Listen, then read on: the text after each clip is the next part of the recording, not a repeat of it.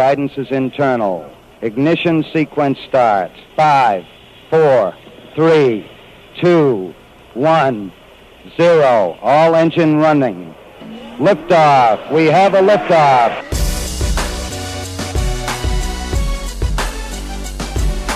Permission to board. Permission to come aboard. Permission to board. Permission to bring me aboard. Permission to come aboard. Welcome to the Permission Granted podcast. Here's D.A.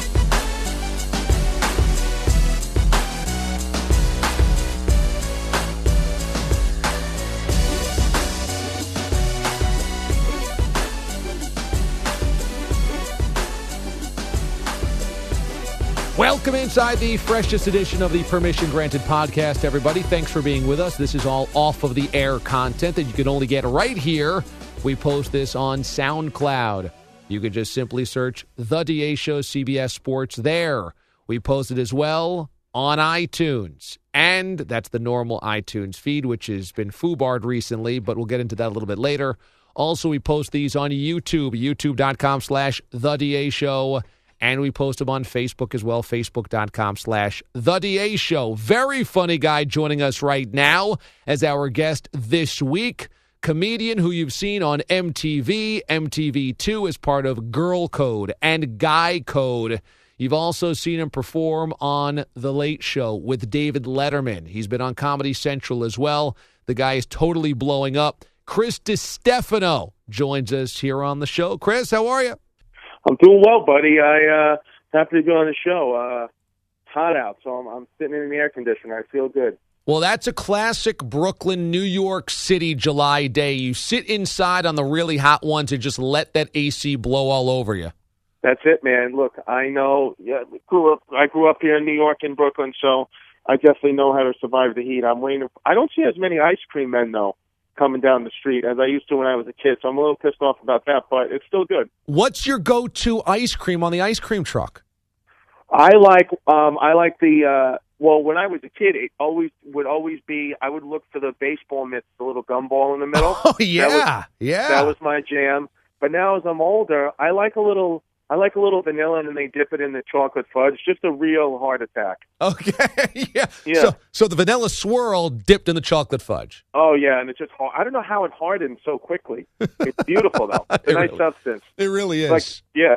Yeah, biologically, chemistry-wise, whatever it is, it hardens within like half a second, and it's like gorgeous. And it probably does the same thing to your arteries. But yeah, it's right. Good. Yeah, exactly. Yeah. You're all over social media, and I want to ask you about a picture that you posted on your Instagram account of you going old school, retro, back in the day with the Deion Sanders oversized Cowboys jersey. That's a badass look for you. What year is that, you think?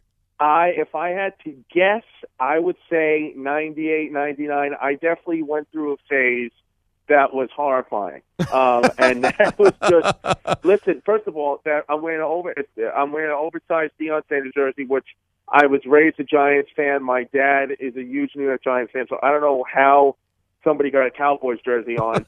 I'm wearing a Scully hat with the chain that I'm wearing is definitely my communion chain. I went to Catholic school my entire life, and I looked like the biggest thug in that picture. But I guarantee you, I was on my way to church to be an altar boy.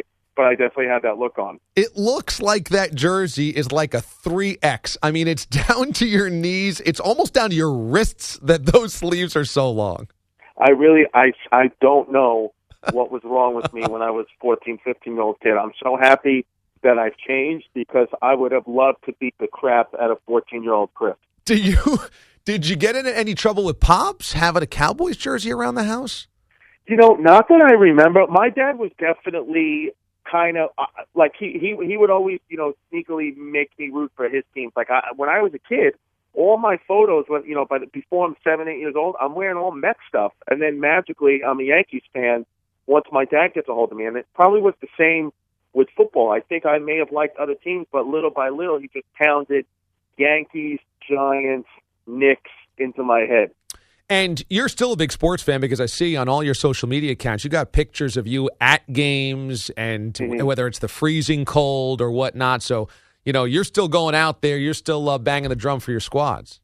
Oh, yeah. Sports is a huge part of my life. When I started doing comedy, I played sports my whole life. I was always an athlete in college. And then when you got out of college, I stopped playing ball. It's like I had like a void, that was missing in my life, and comedy's kind of replaced it, like that competitive nature that I had with playing sports. So, I love it. I love going to games. And with my job, I've been able to, meet some athletes and get really cool seats and, do things like I got to go to the World Series last year and the Major League Baseball All-Star game, and sometimes get to sit courtside at a Knicks game or a Rangers game, and all those things are like dreams come true. And anytime I get a +1, I always bring my dad. So it's been a lot of fun. It's been a little bit over 2 years since you made your network TV debut, which was with Letterman, and since he just retired, man, I got to imagine when he was retiring and he was doing his swan song, you had to have the flashback of when you were on there. What was that experience like? Oh yeah, I mean that looking back at it now, I it's amazing to be to have been featured on that show because obviously retired now, and I feel like I was a part of history with that. And that was a great day. I mean, it was nerve-wracking, but interesting enough, the other guest on the show was John Travolta, and he really made me feel like calm. I mean, I was so nervous. Really? And he was just, he just basically told me right before I went out, he was like, "Is this your first time on TV?" I said, "Yeah, pretty much." And he said, "Well, if you think about it, you've already done it." And I was like, "Well, no, Mr. Travolta, I don't mean to be rude, but I haven't done it yet, okay? Like, I haven't went on yet." I'm freaking out. He goes, No. He goes, "I mean, you already did it. You already auditioned. They already picked you out of how many comedians." He said, "So the hard part's over." He said, "Now you get to just go have fun." And it kind of made me think about it. I was like, oh, wow, he's right. Like, it's not like I'm making this set up. I practiced this set 100 times, and the bookers have approved it, so it's fine. And if it doesn't go well, it's really more their fault than my fault. So John Travolta calmed me down. So the zen of Travolta helped you through your Letterman appearance. It was amazing. I mean, after I spoke to him, I had chills that were multiplying for sure. Wow. That's incredible, man. Man. That's incredible. How was it when you get out there and you're like, okay, now I'm doing Letterman? Well, you know what? I was so nervous that I don't actually have like an active memory of the performance in my head. I remember Travolta, I remember right before and right after.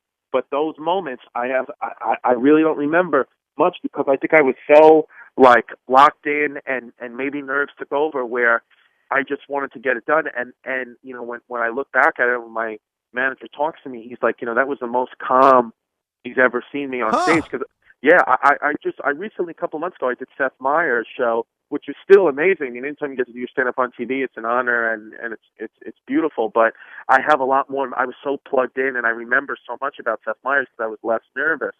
Where Letterman was just like such like a huge thing. I was like, I can't believe this is happening kind of moment that I really don't have a big memory of it. You've got a background that very few comedians do, a bachelor's degree in psychology. You've got a doctorate in physical therapy as well. At what point, as you're going through your education or whatever, you go, you know what? This is all great, but I need to do comedy in my life? Well, I started comedy when I was in physical therapy school. I've been doing comedy almost 6 years. It'll be 6 years in August. And at my last year at PT school, I really started hitting the comedy clubs hard, doing open mics and all that. And then I was working as a physical therapist. I was a pediatric physical therapist in the New York City Board of Ed. I worked at a school in Chelsea. And, I would get out at 3 p.m., go hit the open mics. They usually start at 4:30, do open mics till 8, 9 o'clock, and then get on whatever show I could get on. Get home at 1 a.m. and then just do it all over again every night. I just was like, basically, burning the candle at both ends, but I wanted comedy so bad, and I knew I could do the day job, and, I loved where I worked, but there was one day where I was like, you know what, if I don't jump head first into comedy right now and just take a huge chance, I'm never going to make it, especially not in New York. So I just did it. I quit my job, which was, my family pretty much like turned their back on me for a little bit because they're like, that's the stupidest thing. I mean, in this economy, you have a great job with great health benefits. You went to school for it. You have a doctorate degree, for Christ's sakes, and now you're going to quit.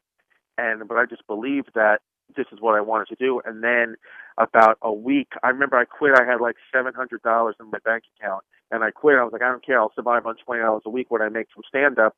My dad, because my dad supported it. My dad was like, look, if you if this doesn't work out, you can live in my basement. My dad was like, I want to support your dream here. So I was like, all right. So I did it, and about a week later, MTV called me and offered me like basically a TV contract with them that changed my life financially and in so many ways, and gave me like a steady income to do what I loved. And then I God will, I haven't looked back since. Thank God. That's an amazing story. Wow. So you've got to kind of jump off the diving board into the ocean essentially without any safety net, and within the week, your kind of whole life changes because of the MTV call. It's amazing. I can't, sometimes people will ask me, some of my peers, like, hey, who still have day jobs, say, hey, when did you know it was time to quit your day job? And I was like, I didn't. I just quit and then hope for the best. And then just, I don't know if it's coincidence or, I'm not a big spiritual universe guy, but I do, just for that little thing, believe that there was something about the energy of me quitting the job that MTV called and gave me this opportunity. I think if I would have still kept my day job, I wouldn't have got that call. So I don't know. I think I just followed my intuition and just quit. So I can't explain why, but something was like, you know what? It's time to move on and dive into comedy, and now's the time to take your chance. Maybe it was the angel of Travolta looking over you. You know what? It absolutely could have been. It absolutely could have been. So you've got a couple of really cool projects going on right now. You've got a 10-city comedy tour coming up this fall, sponsored by Monster Energy Drink. And you've also got a brand new comedy series, an IFC called Benders, which is premiering this fall as well. What's the series going to be like? Benders is great. It's about a Brooklyn ice hockey team.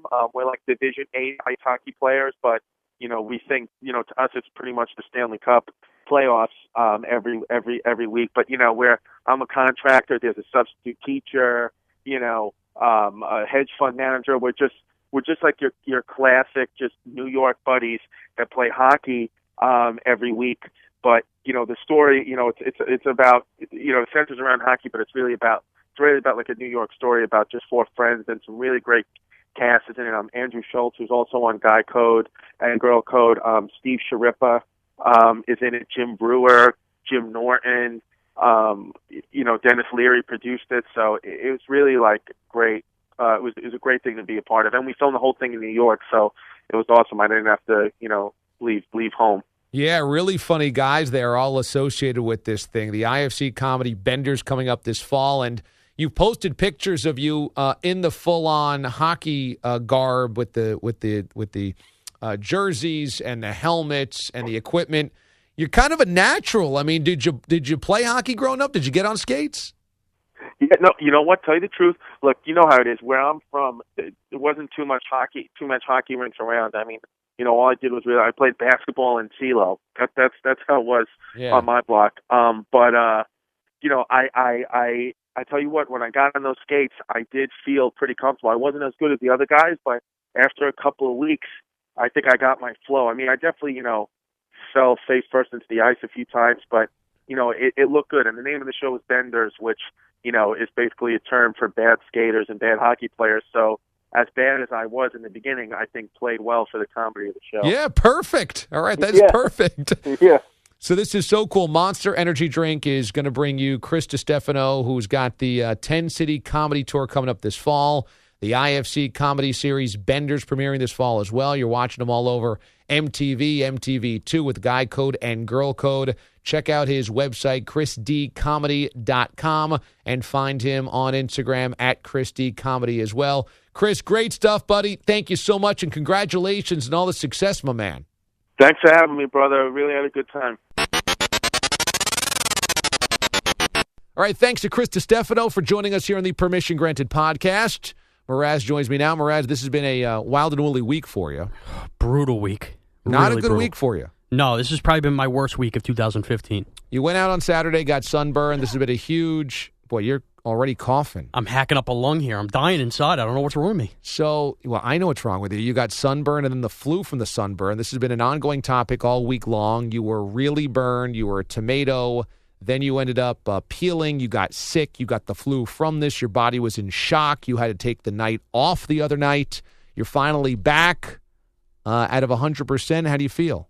I'm probably at like 70 because I was at 0 when I took off yesterday. I had no energy. I was falling. I had no. You were falling. I woke up, my knees started shaking, and I fell in my own apartment. I could not believe it. I fell down. Fell down. My knees gave out. Fell down. I had that little energy. You were walking, what, to the bathroom or the kitchen? Yeah, and my apartment's not that big. Took a couple steps, knees started shaking. I got down. And you went down. I went down like a bag of tomatoes. Come on. I swear to you I did. It's unbelievable. How did you go down? What do you have rickets? I mean, how did you get so weak that you couldn't hold up your own body weight? Well, I mean, I have a lot of body weight to hold up to begin with, and I had no energy to the point my legs, literally, I could feel them shaking underneath me. Like, as I was stepping, they were shaking. I've never had this happen before. So I was laid up all day. So do you think you got the flu? I have something. When I went to the doctor, they declined it on the flu. Finally was able to get to the doctor. Yeah. It was definitely sun poisoning that they called like some kind of viral infection due to a weakened immune system. Oh. So because you got sunburn, it made your body go into like crazy... Yeah, just total, my body wasn't strong enough to fight off normal stuff that your body would fight off every day. And probably since I'm a pig, that doesn't help matters either. So it wasn't the sun that gave you an infection. Your sun weakened you so much that the infection got in there. Exactly. And I also brought this up with the doctor, and he said it was a good possibility. You know, after getting sunburn would be one thing. I didn't sit there and pound waters and make sure my body was hydrated. I went and got hammered, quite frankly. That's right. The night of my reunion. So my body, by the time I woke up Sunday and I was leaking pus everywhere, my body had it. I did no good to it. That night, you were going to your 10-year reunion, and last week on the podcast, we talked about what your speech was going to be because you were asked to do a speech. Right. And? There was no speech. No speech. Because the problem was that was planned to take place in like the later part of the last hour of when the reunion technically was, but everybody got so, quite frankly, drunk and just, good shots round and round that before you knew it, it was like midnight and nobody knew where they were. What percentage of the girls there used to be hot and you're like, ooh? There was like 2 of them. Oh, actually, there was one really bad one.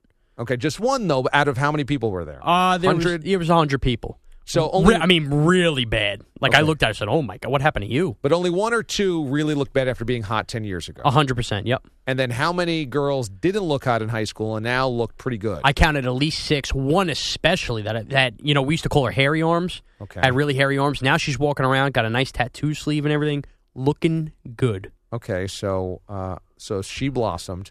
The Yes. guys, how many good-looking guys now are fat and bald?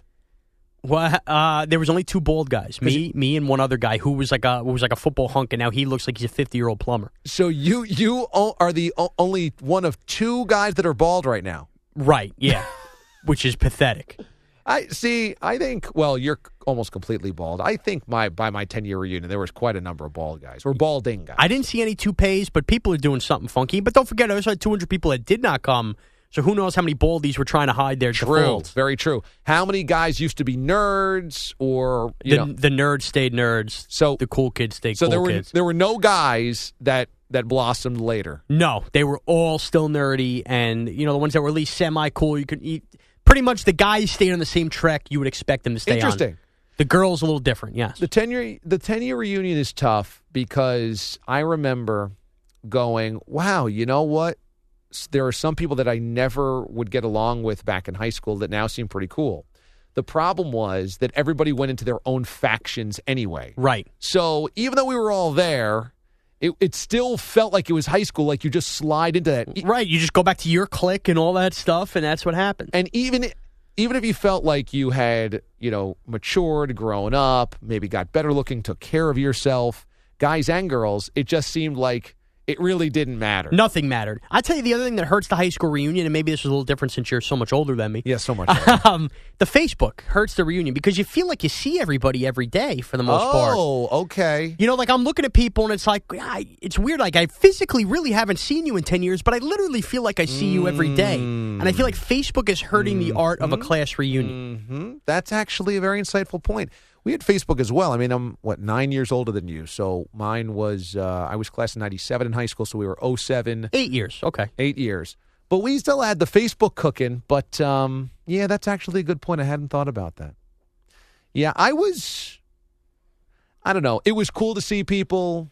I was glad that I went. A bunch of my friends didn't want to go because they thought it was going to suck. Same thing with me, yeah. But I was glad that I went, and overall, even though people became cliquey again, nobody was rude or mean or standoffish. People matured a little bit. Yeah. And I think the people that were there were generally pretty enthused to see other people, which was cool. Yeah, I felt the same way. I definitely felt the same way. I'll tell you, the Jeter crying thing was a hit at my reunion. You crying on the show about Jeter. Yeah, be some people, again, that I hadn't talked to in a long time. Sean, I can't believe I saw you on Deadspin. That ended up being my, claim to fame, and that was a talking centerpiece. Wow. For a lot. So a lot of people didn't have any, they're doing this, they're doing that. There's nothing really cool that they're doing. That Jeter cry, I couldn't believe it. I had to answer, I would say I answered at least 23 questions on that. Very specific, 23 questions. Yeah, not quite 25, but over 20. That's great. So that was your calling card. That was my calling card, was that I cried over Jeter. It was unbelievable. Meet my boyfriend over here. You got to tease a big Yankee fan. I was trying to show him the video. I'm like, how many people watch this video? So when we get all the clicks, they're probably from West Babylon's class of 2005. Now, Danielle was not your class. She was a couple years younger. Yes. Did she have a good time? Or she had a good time. I think at times she felt like she was babysitting me a little bit because obviously, was drinking a little too much. She probably feels like that quite a bit. Yeah, she does. But she said she had a really good time. Okay. She got along with a lot of the quote unquote popular girls I went to school with and stuff. Because suddenly the popular girls were really trying to talk to me. Yeah. But yeah, everything went well. She did okay. Any of your boys get action that night after the reunion? No. Yeah, I don't think there were any hookups after my reunion. Now that I'm thinking about it, you couldn't even spot somebody making it. It was a lot of everybody was too good for each other. You know what I mean? Yeah. And you don't want to slip into the old roles. Right, exactly. You're going to be above that and take that step. There was none of that. I couldn't even look around and find anything close to that. And I would think that girls also didn't want to be the 10-year reunion girl. Right, because then when you come back for the 20-year, hey, is Margaret going to go in that closet again? Yeah. It's true. That's the way it happens. Which is weird because you'd think. A little unsettled. I look better now. Come after me now. Probably way easier to go to a 10-year college reunion and get some action afterwards. Right. Well, you don't have the ties of growing up your entire life and stuff like that. That's very important. I remember you in third grade. That doesn't happen in college. Yes, that's exactly right. That's a very weird aspect of high school. The people that you went to high school with saw you when you were young and dorky and going through puberty, right, or 7 or 10 or right, kindergarten. You talking about Little League, Yeah, eating paste and crying in class, and everybody's seen you through all of that. So that's kind of where you fit, and it sucks. I did eat a lot of paste. You did? Yeah, you were a paste eater. The glue sticks. I loved licking them when I was younger. That makes a lot of sense. It hits up. As I'm starting to hack up a lung again. Who are you talking to today? We got Joe D, and he wants to question me on my burns and everything else. Jolt and Joe D'Aloisio. We've had some podcast situations that I've talked about on the air a little bit. I could talk more loosely on this, which I will, but I wanted to get into the class reunion and your sunburn this week. So next week, we'll lay out what's going on with the podcast. Yeah, maybe you have a week to cool off. That could end up being a little better. That's probably a better idea as well. It's a good idea. Yeah, give me a week to cool off a little bit. All right, the Permission Granted podcast rolls on right now. All right, welcome into Side B of the Permission Granted podcast. I am the executive producer of the DA show, Sean Mraz, and boy, am I hurting today. I'm joined by associate producer Jolt and Joe D'Aloisio. Joe, what's going on, bud? Mraz, I feel terrible for you. Yeah, I'm hurting. And for those who have followed the Facebook page, as DA is now incessantly putting pictures up, I made a huge human error this past weekend, when I went to the beach when it was cloudy and decided no sunburn was needed. I have ridiculously bad burns to the point where aloe and lotion aren't working. And now I've gotten up to the stage where no matter how much lotion I'm covered in, everything is flaking all over the place. And inside, I have congestion. I feel like I have like a February head cold in the middle of July that you seem to think has to stem from this sunburn. I think you have sun poisoning. Is that possible? Can you get sun? I mean, I thought sun poisoning only really affected the stomach. I'm pretty sure sun poisoning can lead to fever, perhaps diarrhea, a little nausea. Jeez, Joe. I'm just being honest with you. Listen, I've had it worse than you. When I went away for my brother's bachelor party, and it was my spring break about 2 years ago, I went to the Dominican Republic. I wanted to get bronze, very dark. Right. Who doesn't love getting bronze in the summer? I pulled a Mraz, no sunblock. I had water blisters form all over my chest at the point where you would touch them and they'd explode. It was disgusting. That's so gross. That is So be gross. grateful that you're only in this pain. Oh, but it hurts, man. Every part of my body hurts. I'm wheezing. You hear me when I'm breathing. I'm wheezing. I don't recall being this screwed up in a long time. And, of course, DA, Berman, they've all had fun at my expense on social media, and I understand. I'm a dope for what I did. But I never expected something like this. This is incredible. This may be a little karma as well, Mraz. Why is that? The first nice weekend that you had, you decided to go all social media on everyone, posting pictures of you on the beach, by the pool. Oh, so I can enjoy myself? While some of us were here working our tails off, you were enjoying yourself, rubbing it in. Well, hold on. Everybody gets 2 days off here full time. You get your 2 days off. Well, I mean, my 2 days off are Wednesday and Thursday. No, so- not as great as your No, but Saturday, nonetheless, Sunday. if you have a nice Wednesday, Thursday, you go to the beach, won't that be rubbing it in? I think you're stretching there because you're not off on weekends. It would be, but I don't rub it in, unlike you who decided to rub it in. I don't understand. I don't understand. I tell you what I didn't rub in. Sunscreen. That's for sure. Look at you. That's for sure. I also wanted to get to something else with you that we really didn't delve into deeper. As you were discussing on Monday's show how big a Packer fan you are and the Brett Favre jersey retirement, blah, blah, blah, blah, blah, blah, blah, cheeseheads galore. You bought a ticket to get the ticket to hang up, and you cost somebody a ticket that could have gone. $10, no $10. We really have to delve into how just big of a disgrace of a Packer fan you are, Joe. How am I a disgrace? Okay. Now, the Packers, I would say more so than any other franchise. I actually really respect that fan base. Everybody has kind of the ownership. You could buy stock in the team. I am an owner, yes. Boy, you are an owner. I mean, you get a lot of kickback for that? I get a few emails asking me to vote on some things, and that's about it. So you vote on that. What have you voted on? On who's going to be next in line in terms of like political stuff with the board, if you will. Exactly, the board of trustees. We get a say in that. And you've placed a vote? I always place my vote. Send it back. They mail it in. They give us tickets to the event, and I never go to the event, but I you always exercise your participate. vote. Absolutely. Okay. Well, anyway, you're a fraud because as a good Packer fan, like Packer fans are known for sharing and all this other stuff. You should have known. I can't go to this event, but somebody in Wisconsin, I mean, you have people driving 8 hours to go there, could have gone, and you just wanted the ticket to hang up on your Brett Favre wall of shame. It is not a wall of shame, first of all. And you should be the last one talking, because I bet you in your spare bedroom, or maybe even in your bedroom, you have pictures of Eli Manning and the rest of Big Blue. My spare bedroom, I do have an Eli Manning picture. I have an autographed Brandon Jacobs, and I got the Tiki Barber picture. So what do you complain? Why are you making fun of I mine? even have an autographed Jay Alford picture of the sack on Brady in Super Bowl 42. So I just don't understand why you continue. Because let's say, 15 years from now, Eli was getting his number 10 retired, which will happen because he's the greatest quarterback in Giants history and no doubt about it, Hall of Famer. When that happens, if, let's say I've moved away for work or something and I'm living in Kansas, hello, Topeka. If I'm doing that and I can't make it to, let's say I was a season ticket holder and I couldn't make it to Eli, my ticket will go up for sale. I won't keep that ticket. Well, that's foolish. No, it's not foolish. It's called being a good fan. And you're not a good Packer fan. I thought I was being a good fan by purchasing a ticket so I could have it. In hindsight, do you see my point and admit your wrongs? I'm not going to admit I'm wrong.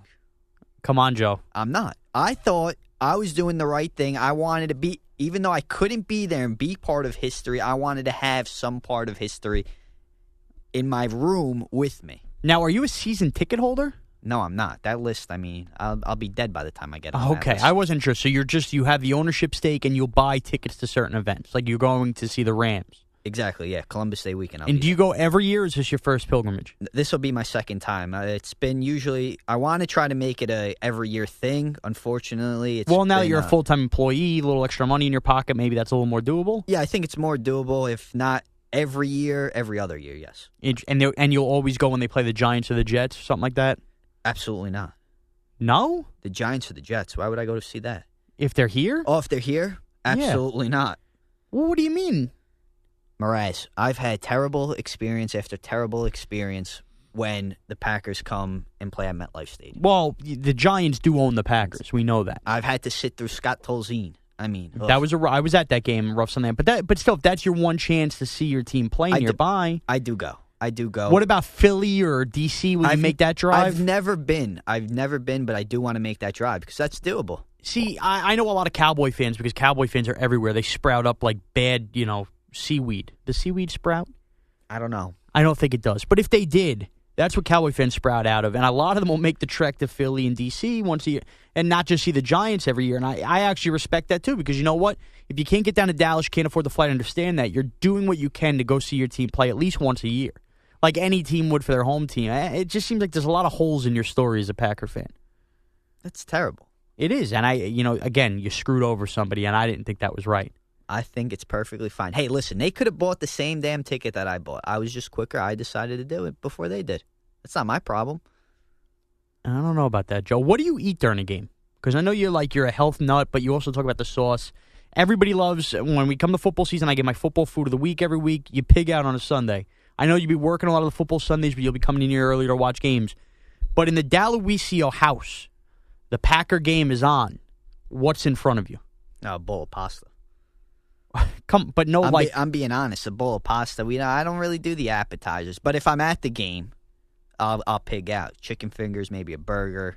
I'll enjoy But it. at home, see, this is weird. And your father's what kind of fan? He's a Giants fan. Okay, okay, so he's sitting at home. He's got the Giant game on. You're streaming the Packer game. Is your father eating any apps or anything like that? No, nothing like that. No. What kind of family is this, Joe? We're a mysterious. We're a mysterious bunch. Even as Italians, the mozzarella stick, maybe a little antipasta platter with a little provolone, hard salami. Maybe we'll do a little antipasta platter, salami, prosciutto, all that good stuff. Does your mom get into the football on a Sunday? She tries, but she just yells at the TV. It's annoying. Isn't your mom's like a yelling Italian woman? Yeah, she has no idea what's going on. She just screams to make it even more exciting than it really is. And your brother's a different fan too, right? He's a Dallas Cowboys fan. So what? Why?